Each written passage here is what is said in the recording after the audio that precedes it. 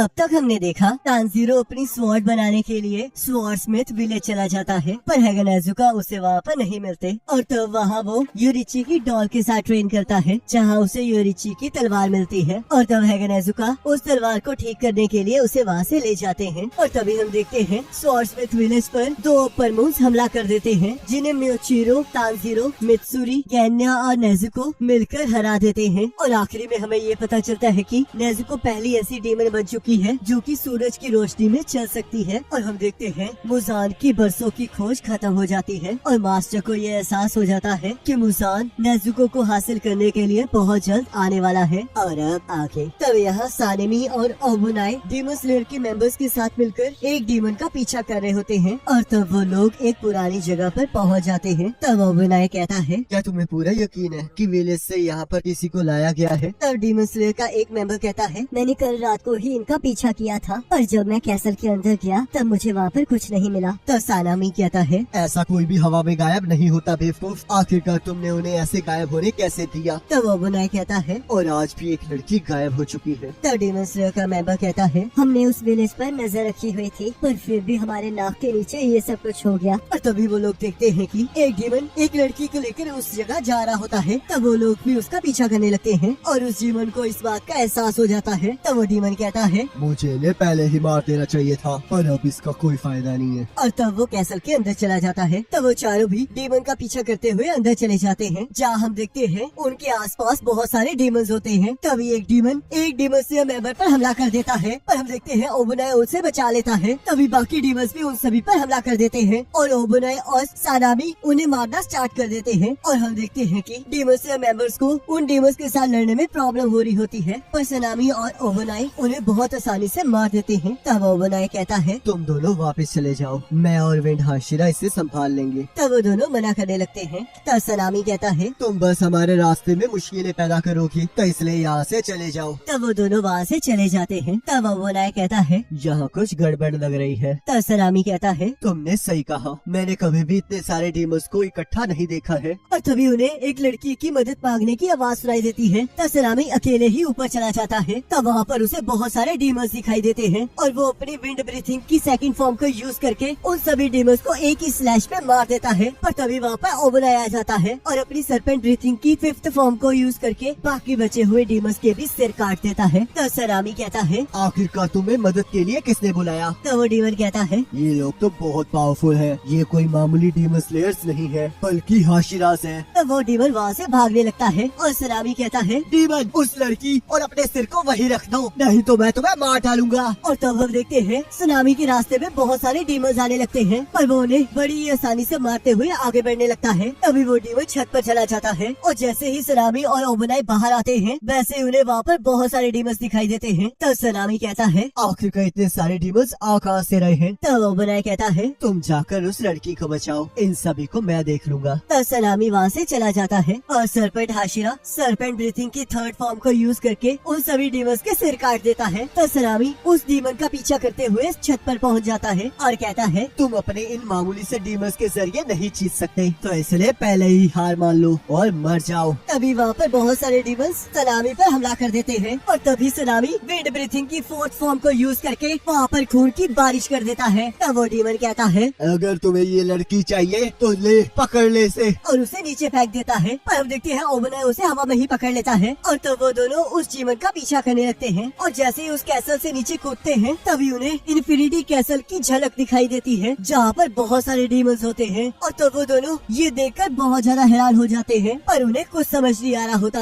और जैसे ही सुनामी उस डीमन पर हमला करने लगता है, तभी हम देखते हैं इन्फिनिटी कैसल वहाँ से गायब हो जाती है। तब ओबुनाई कहता है, आखिरकार ये क्या था और आखिरकार वो डीमंस कहाँ चले गए? तब सुनामी कहता है, आखिरकार मुझे इसके बारे में कैसे पता होगा। तब यहाँ हमें कनाओ दिखाई जाती है, जो कि अपने मिशन से वापस आ रही होती है। तब सुमी, कियो और नाहो उसका स्वागत करती है और तब कनाओ शिनोबू से मिलने चली जाती है। तब शिनोबू कहती है, स्वॉर्ड स्मिथ विलेज में वही हुआ था जैसे मैंने तुम्हें बताया था। मित्सुरी, म्योचिरो, तानजीरो और बाकी सब की वजह से हम दो ऊपर मूव्स को हरा पाए हैं और इसके अलावा नेजुको अब सूरज में चल सकती है और अब इस चीज की वजह से बहुत सारी डेवलपमेंट्स आगे हो सकती है। अब मुजान नेजुको को हासिल करने के लिए बहुत सारे डीमंस को भेज सकता है ताकि वो उसे हासिल करके खुद सूरज की रोशनी में चल सके। और पर अब मैं हाशिराज की इमरजेंसी मीटिंग में जा रही हूँ, तो इसलिए तुम अभी यहाँ पर नेजुको का ख्याल रखना। तब यहाँ तांजीरो कहता है कि सच में वो लोग अपने विलेज को चेंज कर रहे हैं, क्या विलेज में सब लोग ठीक है? तब गोटो कहता है मुझे इसके बारे में ज्यादा जानकारी तो नहीं है, पर क्योंकि उन्हें खतरा है कि डीमस कभी भी उन पर हमला कर सकते हैं, तो वो लोग जल्द से जल्द उस जगह को रिस्टोर करके नई जगह पर जा रहे हैं। पर ये तो कमाल की बात है कि 2 अपर मून के बाद वहाँ पर कोई नहीं आया, जिससे चीजें और ज्यादा नहीं बिगड़ी। पर अपर मून सच में बहुत ज्यादा खतरनाक थे। डीमन स्लेयर कॉर्प्स के पास ऐसी सिचुएशन के लिए बहुत सारे खाली विलेजेस हैं, तो इसलिए अगर ऐसा कुछ होता है तो स्वॉर्ड्समिथ विलेज के लोगों को वहाँ पर जल्द से जल्द ट्रांसफर कर दिया जाएगा। पर 1 मिनट रुको, क्या तुम्हें पूरा यकीन है कि 7 दिनों तक बेहोश होने के बाद तुम्हें इतना सारा खाना खाना चाहिए? जो बिल्कुल ठीक है, क्योंकि मित्सुरी ने कहा था कि उसने भी बहुत सारी चीजें खाई थी। अगर तुम मुझसे पूछो तो वो लड़की एक एक्सेप्शनल केस है। क्या ये सच है कि लव हाशिरा और मिस हाशिरा 2 दिन की स्लीप के बाद तीसरे दिन रिकवर हो गए थे? तुमने सही कहा और मैं इस वजह से उनकी बहुत ज्यादा रिस्पेक्ट करता हूँ। और अब तुम भी धीरे धीरे उनके लेवल तक पहुंच रहे हो। और कहता है और मैं इस बात से बहुत ज्यादा खुश हूँ कि सभी लोग बच गए हैं। पर मुझे एक चीज बताओ, मैंने सुना तुम्हारी बहन के साथ कुछ कमाल की चीज हुई है, क्या वो अब ठीक है? वो अब ठीक है और अब तो वो सूरज में घूम भी सकती है। ये बहुत बड़ी बात नहीं है। तुमने सही कहा और अभी कोई उसकी इस कंडीशन को चेक कर रहा है। देखते हैं कि क्या वो एक ह्यूमन में कन्वर्ट हो रही है या फिर एज अ डीमन इवॉल्व हो रही है। क्या लेडी शिनोबू इस चीज को देख रही है? नहीं, तमाओ उसे देख रही है। आखिरकार अब ये कौन है? तभी तांजीरो के गले में खाना फंस जाता है और गोटो उसे आराम से खाने के लिए कहता है और कहता है तुम्हारी बहन के साथ जब से ऐसा हुआ है तब से यहाँ पर भी बहुत सारी चीजें हो रही हैं। डीमन स्लेयर स्वॉर्ड्समैन को अलर्ट पर रहने के लिए कहा गया है और अभी अभी एक हाशिरा मीटिंग भी स्टार्ट हो रही है। पता नहीं अब क्या होने वाला है। तब यहाँ सभी लोग हाशिरा मीटिंग के लिए इकट्ठा हो जाते हैं और सनामी मित्सुरी और म्यूचिरो से उनकी लड़ाई के बारे में पूछने लगता है। तब मित्सुरी कहती है उससे सच में बहुत ज्यादा मजा आया और हम सभी ने अपनी अपनी ताकत को मिलाकर उन्हें हरा दिया। तब सनामी कहता है काश मैं भी वहाँ पर होता। आखिरकार क्यों मुझे अपर रैंक डीमन नहीं मिलते? तब वो बनाए कहता है तुम्हें इस चीज को तकदीर पर छोड़ देना चाहिए। और म्यूचिरो और मित्सुरी, तुम लोग अब कैसे हो? तब मित्सुरी कहती है मैं बिल्कुल ठीक हूँ। और सोचती है ये तो कमाल हो गया, इसे मेरी कितनी चिंता है। तो म्यूचिरो कहता है मैं भी अब ठीक हूँ पर अभी तक मेरी पावर 100% रिस्टोर नहीं हुई है। तो स्टोन हाशिरा कहता है अगर हमने एक और हाशिरा खो दिया होता तो डीमन स्लेयर को अब खतरे में पड़ जाता, पर तुम लोगों ने 2 अपर मून्स को हराकर सच में कमाल ही कर दिया। तब शिनोबू कहती है तुम दोनों के जख्म बहुत जल्दी भर गए, आखिरकार तुम दोनों के साथ हुआ क्या है? तब गियो कहता है मास्टर भी अभी हमसे इसी बारे में बात करेंगे। और तो वहाँ पर लेडी अमाने आ जाती है और कहती है आज हाशिरा मीटिंग मैं कंडक्ट कर रही हूँ क्योंकि मास्टर की तबीयत खराब हो गई है, तो जिस वजह से वो आपके सामने नहीं आ सकते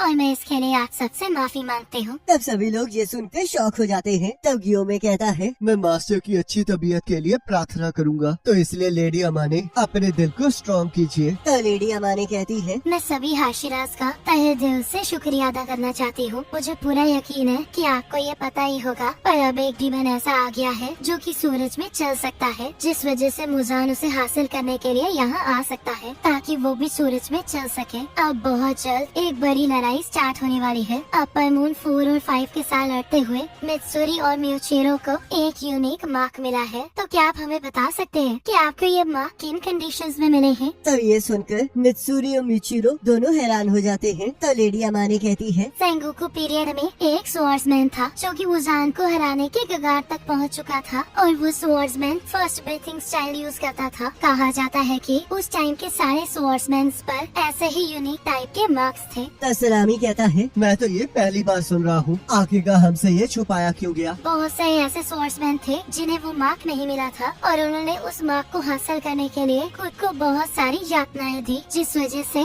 इसे छुपाया गया। मार्क्स के रिलेटेड बहुत सारी डिटेल्स अभी पता नहीं है और उस टाइम शायद उसे इतना ज्यादा इम्पोर्टेंट ना समझा गया हो या फिर ये इन्फॉर्मेशन कहीं लॉस्ट हो गई है, क्योंकि उस टाइम डीमन स्लेयर कॉर्प्स कई बार खत्म होने के कगार तक पहुंच गया था। और आज हमारे पास उस टाइम का एक ही रिकॉर्ड प्रेजेंट है जिसमें कहा गया है कि जब एक पर्सन को ये मार्क आता है तब उसके आसपास के लोगों पर भी ये मार्क आना स्टार्ट हो जाता है। तभी मास्टर का बेटा कहता है और ये सारी चीजें फर्स्ट ब्रीथिंग यूज करने वाले पर्सन पर्सनल नोट्स में लिखी है। इस जनरेशन में जिसे सबसे पहले मार्क मिला है वो तो इस टाइम हाशिरा भी नहीं है और उसका नाम तानजीरो कामाडो है। पर जब हमने उससे इस बारे में पूछा तब वो इसके बारे में कुछ खास नहीं बता पाया। और अब तानजीरो के अलावा 2 हाशिरास पर भी ये मार्क आ चुका है। तो प्लीज मित्सुरी और मियोचिरो हमें इसके बारे में बताइए। तब मित्सुरी अपनी लड़ाई के बारे में बताने लगती है और किसी को भी कुछ समझ नहीं आ रहा होता। तब सबके दिमाग हिल जाते हैं। तब मित्सुरी सबसे माफी मांगती है और हम देखते हैं वो तानजीरो की तरह कुछ भी समझा नहीं पाती। तब मियोचिरो कहता है, तो चलो फिर मैं कुछ कहना चाहूँगा। वैसे मुझे ये तो नहीं पता कि ये मार्क कैसे आया, पर जब मैं अपनी लड़ाई के बारे में सोच रहा हूँ तब मुझे कुछ चीजें याद आ रही हैं जो कि बिल्कुल अलग थी। मेरे हिसाब से जब तक कुछ कंडीशंस पूरी नहीं होती तब तक ये मार्क अपीयर नहीं होता। तो मैं तुम सबको अब बताता हूँ कि ये मार्क कैसे लाया जा सकता है। पिछली लड़ाई में मुझे जहर दे दिया गया था जिस वजह से मैं मूव नहीं कर पा रहा था और मैंने पॉइजन को रोकने के लिए अपनी ब्रीथिंग टेक्निक यूज की। और तभी वहाँ पर एक लड़का आ गया जिसने मुझे बचाने की कोशिश की। और जब वो लड़का मरने वाला था तब मेरी पुरानी मेमोरीज वापस आ गई और मेरे अंदर इतना गुस्सा भर गया कि मैं अपने इमोशंस पर काबू ही नहीं कर पाया। मेरे हिसाब से मेरी उस time heart beat 200 beats per minute थी और इसके अलावा मेरे बॉडी का टेम्परेचर 102 डिग्री से भी ज्यादा था। तो शिनोबू कहती है, आखिरकार तुम ऐसी सिचुएशन में हिल भी कैसे पा रहे थे? ये तो सच में बहुत ज्यादा खतरनाक होगा ना?